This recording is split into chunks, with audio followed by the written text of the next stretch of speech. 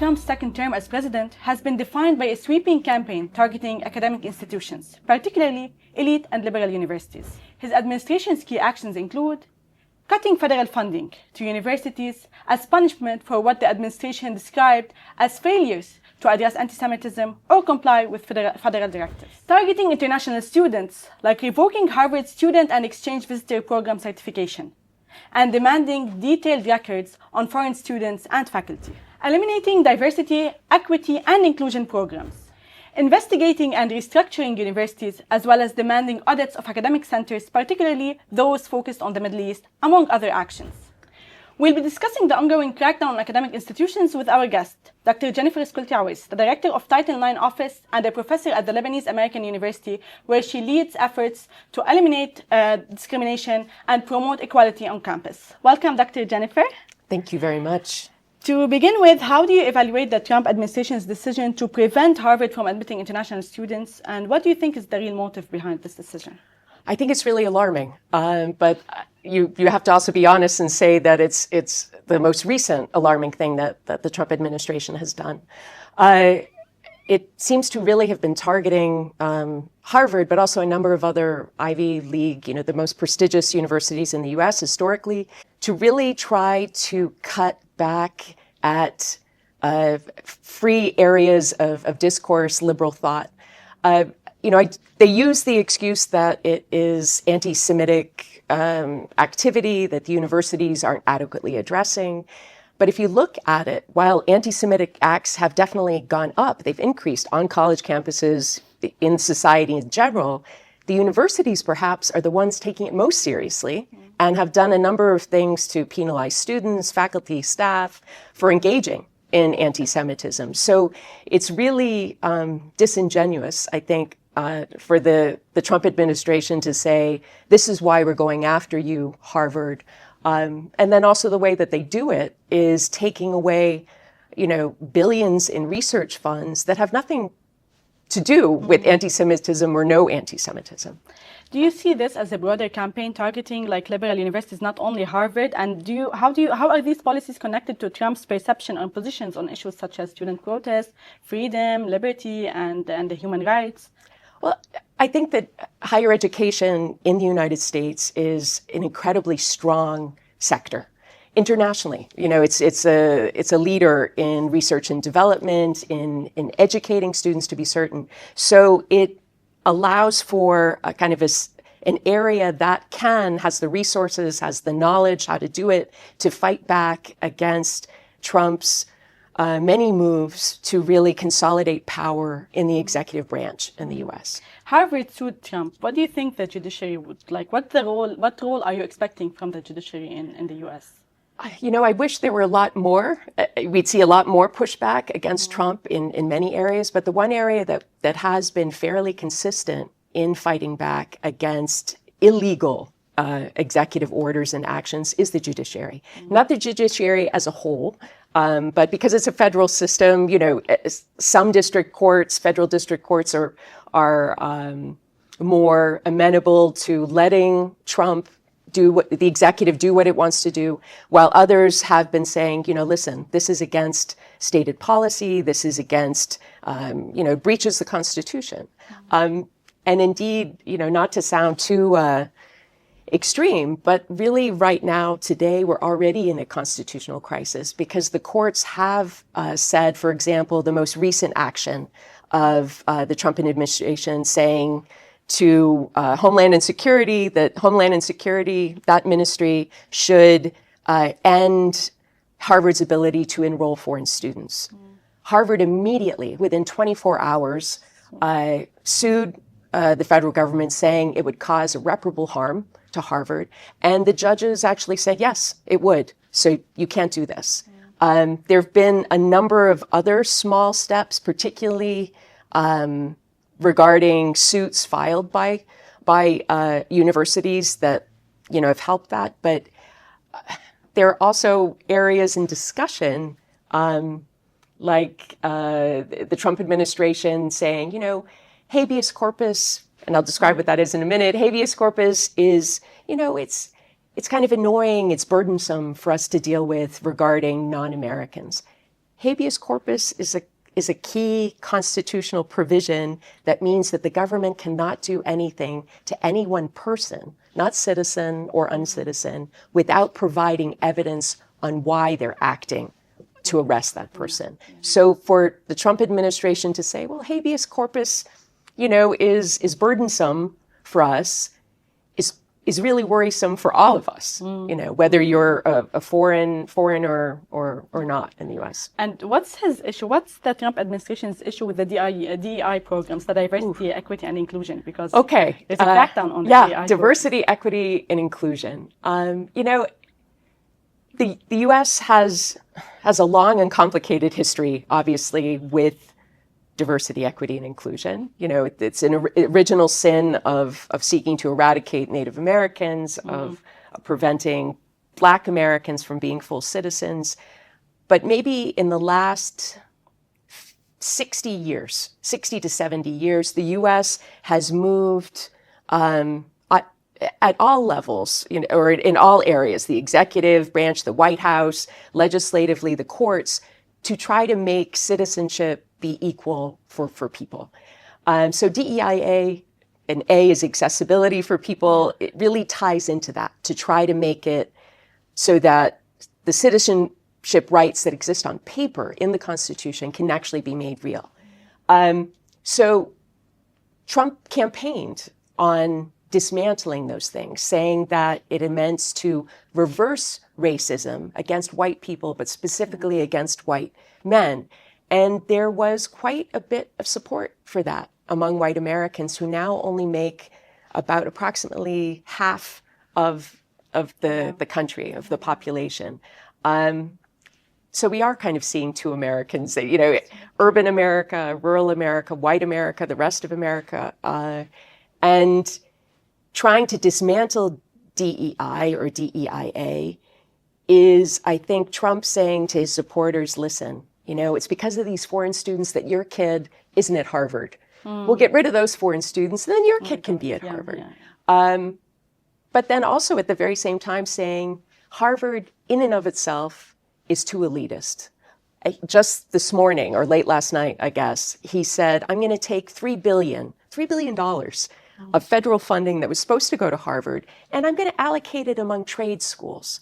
That's, I think, specifically trying to say to his supporters, who are overwhelmingly white, but also tend to be poorer than average, let's give them something so that you will let me dismantle this sector that brings in tens of billions, or if not hundreds of billions of dollars into the American economy through innovation, foreign students, foreign researchers, et cetera.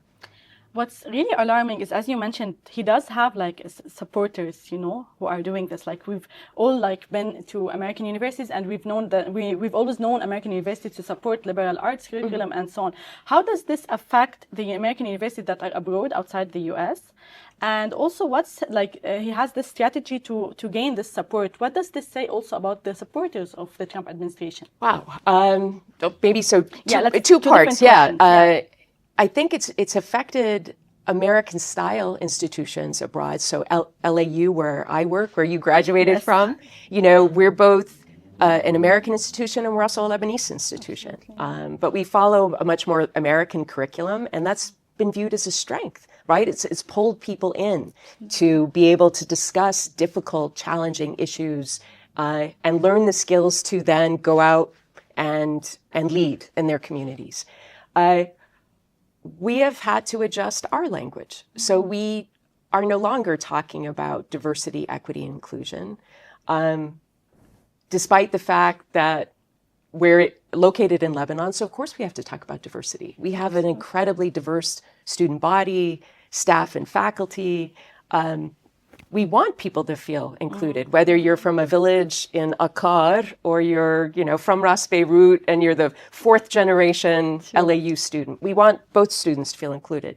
But luckily, I think a lot of American institutions abroad are saying, okay, we realize the political climate in the U.S. has changed. We need and want funding that we can get to support our mission, and we'll have to figure out how to better talk about it. So how can we talk about inclusion in a way that, belonging, for example, is now a big word. Equality between men and women. So we're spending less time publicly talking about a full range of inclusion, which is a challenge. But, the American mission is to be a liberal arts center. All of that said, in the US, his supporters, there's a lot of, I've read contradictory things, and I myself don't have one clear understanding of how the US is supporting this very strong lurch into authoritarianism. I think there's been a lot of sense of grievance politics that, wealth inequality has skyrocketed in the US.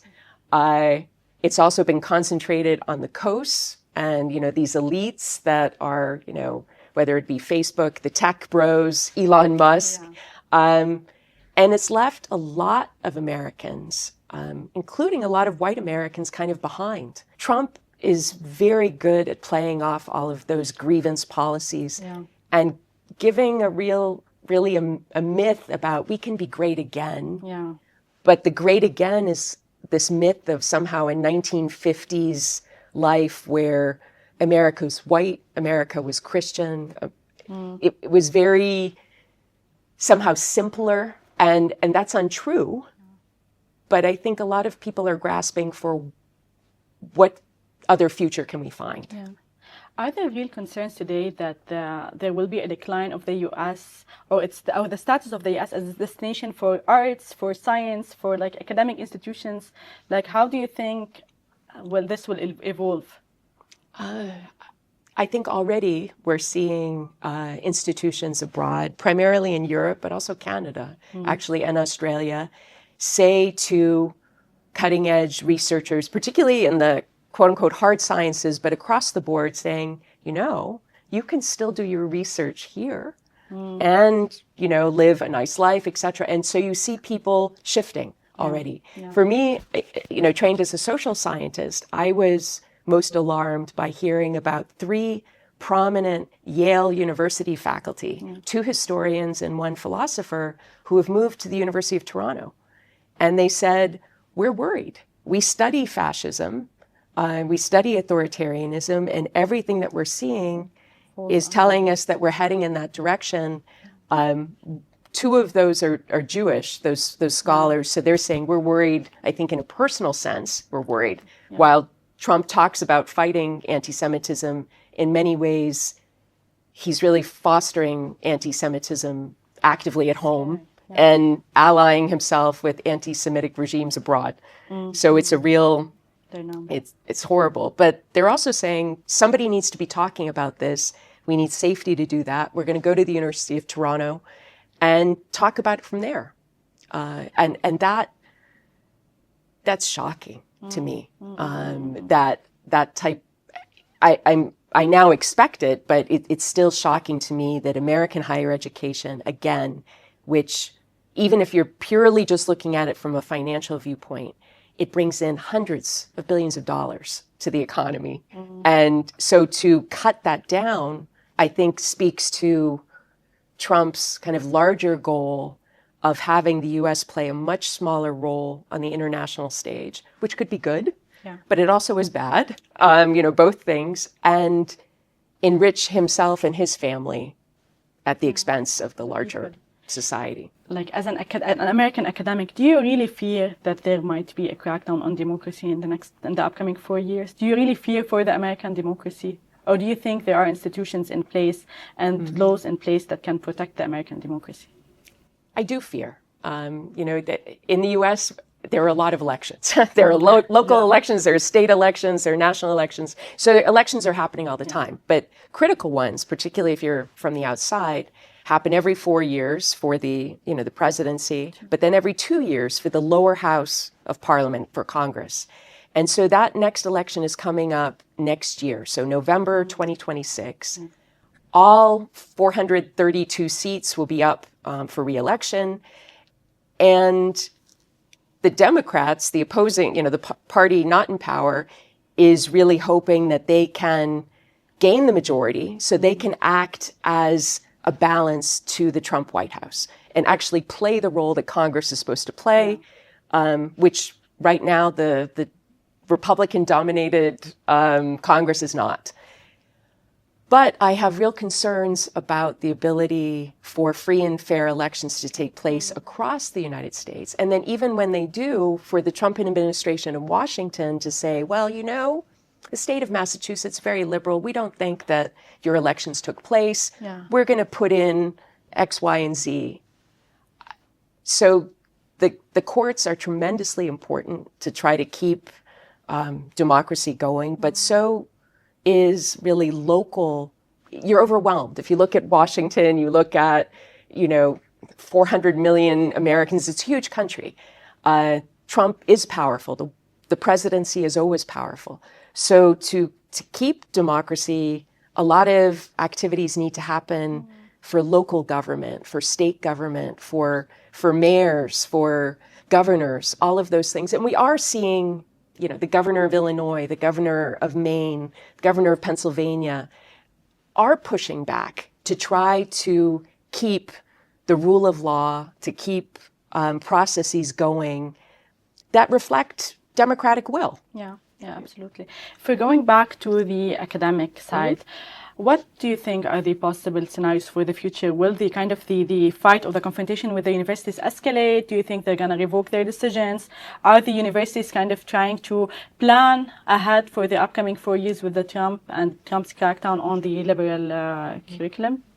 I think all that you just said. I think definitely universities are working on contingency plans. I forget the university, but it instead of having like an annual, a 1-year plan, they're now on quarterly plans. Okay, wow. So they're planning, that short of a time in advance.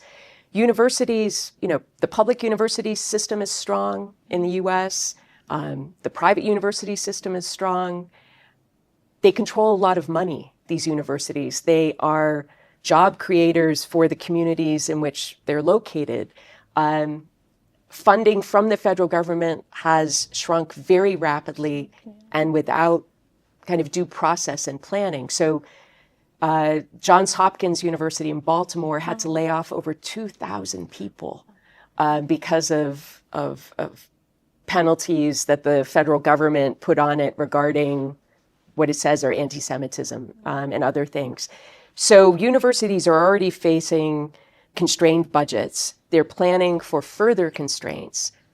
Some are really worried about their ability to bring in foreign students. One, if foreign students will even want to come. I couldn't imagine being a foreign student today and saying, oh yes, the United States seems like a nice, easy place to be. But also if they're not allowed to. For some smaller, less prestigious universities, foreign student enrollment is a huge contribution to the budget. And then also faculty.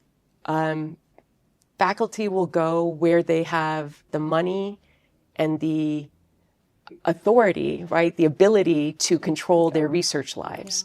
And if that is not happening, then I think they will move. They can't move immediately, most of them, but they will shift.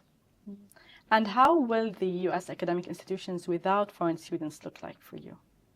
Like if foreign students, as you said, wouldn't want to go there, and like the universities won't be able to admit foreign students as well, how would this change the U.S. academic system? I like to point out to people, when people talk to me as particularly in class, but also in other discussions, well, why do we have to pay attention to, some small minority group, whether it's LGBTQ people or the disabled or because including those groups helps ensure your rights to hold dissenting opinions, minority opinions. So I'm a middle-aged white woman, so for the United States, of a Christian background. I'm not religious, but of Christian background.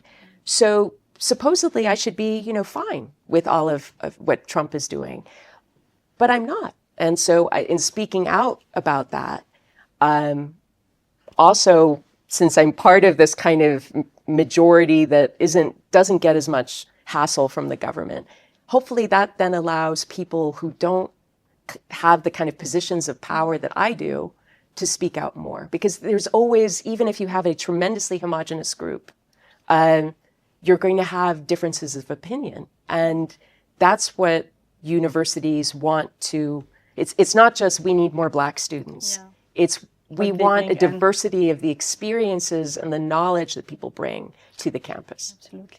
As a final question, in your view, what is the most dangerous thing that the U.S. is experiencing now with Trump's office, Trump's time in office so far, and why do you think it's the most dangerous?